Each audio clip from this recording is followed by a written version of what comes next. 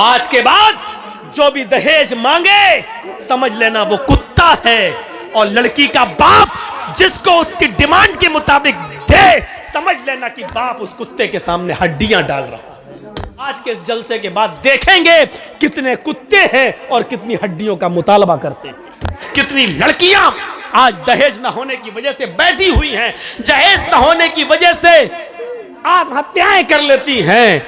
आयशा को याद करो, अहमदाबाद की साबरमती जेल में डुबकी लगाने वाली और कूद जाने वाली उस आयशा को याद करो। कलकत्ता की उस लड़की को याद करो, सलीम की उस बेटी को जिसने हैदराबाद के अंदर बिना जहेज के शादी कर ले जाने वाले उस आदमी ने हैदराबाद के अंदर 20,000 रुपए में बेच दिया था।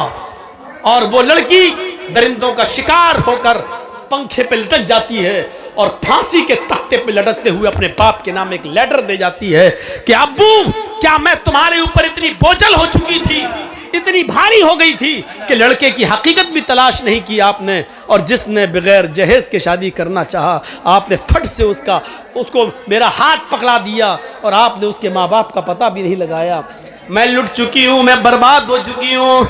अब मैं अपनी असली शक्ल आपको और आप अपनी माँ को और अपने भाइयों को नहीं दिखाना चाहती। हाँ, मेरी एक छोटी बहन जरूर है फातिमा, मैं उसको घर छोड़ कर आई हूँ। आए अब्बू जान, उसके लिए एक नसीहत करती हूँ आपको। ये जुमले सुनने के लायक हैं। उसने जो लेटर में लिखा था, और वो लेटर आज भी कलकत्ता में सलीम के पास मौजूद है। उस लेटर के जुमले ये थे, मेरे अब्बू, वो छोटी मेरी बहन फातिमा नाम की मेरी बहन, अब्बू जान उसको छोड़ के आई हूँ।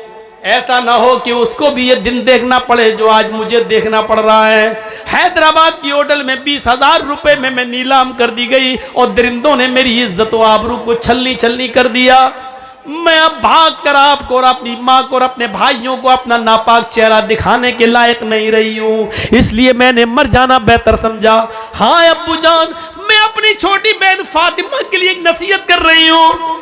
उसके बड़ा होने से पहले आप इतना कमा लेना, आप इतनी मेहनत कर लेना, आप इतना जहेज इकट्ठा कर लेना कि जो कुत्ता जितनी हड्डियां मांगे उस कुत्ते के सामने उतनी हड्डियां डाल देना, ताकि मेरी बहन को वो दिन न देखना पड़े जो आज मुझे देखना पड़ रहा है। हैदराबाद में खुदकुशी करके मरने वाली कलकत्ता की उस जमीला ने दहेज मांगने वालों को कुत्ता कहा है और उस दहेज को हड्डी कहा है कि जो कुत्ता जितनी हड्डियां मांगे उसके कुत्ते के सामने उतनी हड्डियां डाल देना। आज के इस जलसे के बाद देखेंगे कितने कुत्ते हैं और कितनी हड्डियों का मुतालबा करते हैं। आज के बाद जो भी दहेज मांगे समझ लेना वो कुत्ता है, और लड़की का बाप जिसको उसकी डिमांड के मुताबिक दे समझ लेना कि बाप उस कुत्ते के सामने हड्डियां डाल रहा है। कह दिया मैंने जो कहना था, चाहे अमीर की बेटी हो, चौधरी की हो, सरमायाकार की हो, एमएलए की हो, एमपी की हो, कोई भी हो, ये मेरी कुर्सी है, ये मेरी अमानत है, मैं इसमें खयानत नहीं करना चाहता। जो सच्चाई थी वो मैंने बयान कर दिया है। मेरे भाइयों, मुआशरे में इसको कौन समझेगा, कौन इससे इबरत हासिल करेगा?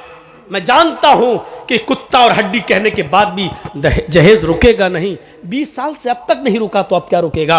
लेकिन एहसास पैदा करो। एहसास, उस जमीला ने क्या कहा था कि मेरी बहन के लिए इतना कमा लेना, इतना कमा लेना कि जो कुत्ता जितनी हड्डियां मांगे उस कुत्ते के सामने उतनी हड्डियां डाल देना, ताकि मेरी बहन को वो दिन न देखना पड़े जो मुझे देखना पड़े। यहां अंधेरा था। मोहम्मद अंधिकारम, मोहम्मद आएंगे अंधिकारम नाशम, अंधेरे को नाश कर देंगे। मोहम्मद आएंगे अंधेरे को नाश कर देंगे।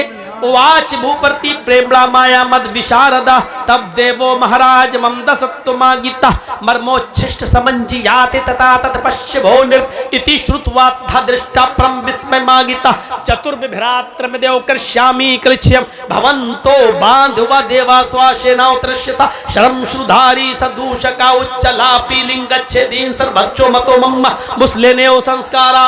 आखिरी नबी जब इस दुनिया में आएगा उसके और उसके मानने वालों की पहचान ये होगी, शर्म शुरूधारी, वो लंबी दाढ़ी रखेंगे। शर्म शुरूधारी, लंबी दाढ़ी रखेंगे, दाढ़ी में गांठ नहीं लगाएंगे। बहुत से लोगों को आपने देखा होगा, दाढ़ी तो लंबी होती है लेकिन गांठ लगा लेते हैं, ऐसे गोल गोल घुमा लेते हैं, बाल बड़े करके यहाँ जूड़ा सा रख लेते हैं। कभी कभी गौर से देखो तो ऐसा लगता है जैसे नारियल का गुच्छा सर पर रख लिया। शर्म शुरूधारी, लंबी दाढ़ी रखेंगे लेकिन गांठ नहीं लगाएंगे। सदूशका, अपने सर के अगर पूरे बाल छिलाएंगे लेकिन टिक्की नहीं रखेंगे, चोटी। बहुत से हिंदू भाइयों को आपने देखा होगा पूरे बाल काट लेंगे, ये छोड़ देते हैं यहाँ टिक्की।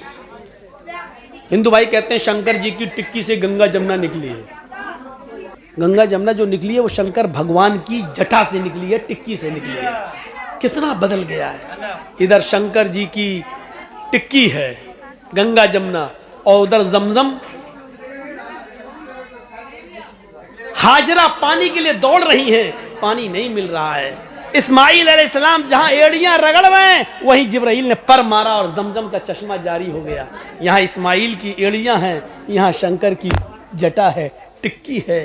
कुछ तो है जो मिल रहा है। और चीख चीख के कह रहा, हिंदू भाइयों आओ, तुम्हारा खोया हुआ धर्म हमारे पास है, हम तुम्हें दे रहे हैं, ले लो।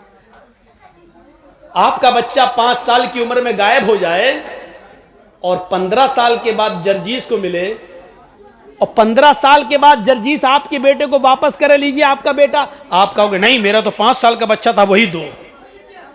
तो कितना बड़ा बेवकूफ बाप होगा।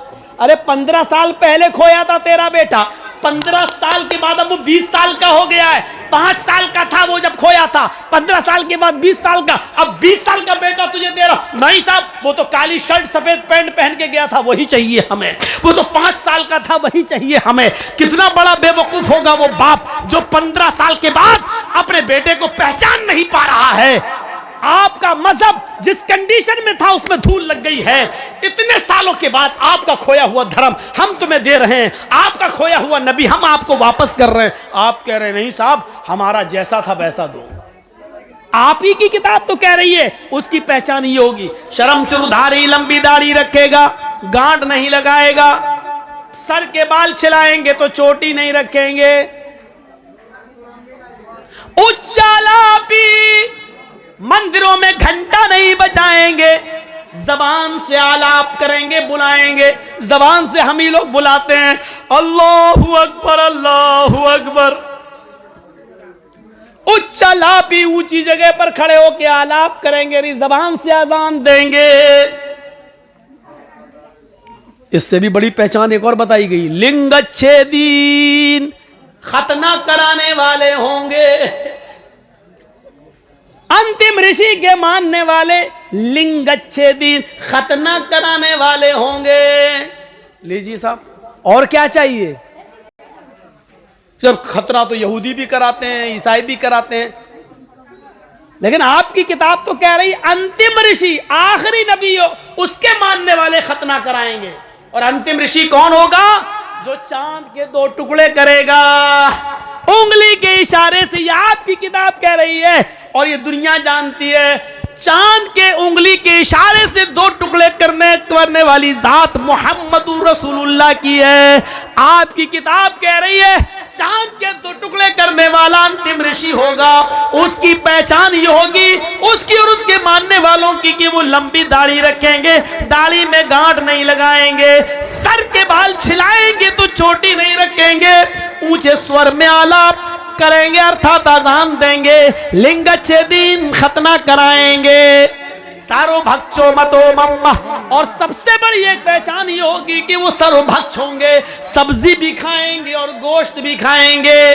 सर्वभक्ष, सब कुछ खाने वाले, सब्जी भी खाएंगे और गोश्त भी खाएंगे, लेकिन हर गोश्त नहीं खाएंगे। ये भी आपकी किताब कह रही है, हर गोश्त नहीं खाएंगे। बिना कौलन च पश्वस्ते शाम, बिना कौल, बिना मंत्र के उनके यहाँ कोई जानवर हलाल नहीं होगा।